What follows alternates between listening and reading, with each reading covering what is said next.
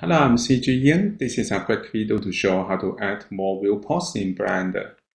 This is the first scene in Blender. We can see that this is only one viewport in the first scene. If you want to have more viewports, we can move the cursor to the corner. We can see the cursor change to cross. This is work for any corner. And then we can click and drag to split the viewports into two. We can split in vertically, or we can split in horizontally. I split in vertically, and I move it here and release the mouse button. So we can change the view, and also we can select the camera, and then we can press number past 0 to view through the camera in this viewport.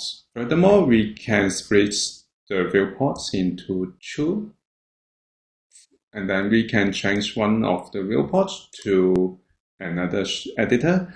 For example, I choose shader editor.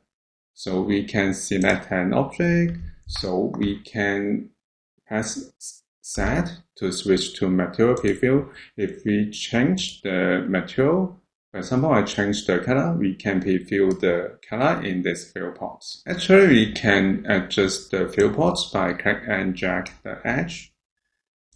If we want to cancel and close the viewport, we can right click and then we can join them together. For example, I want to keep the upper viewport, so I join down.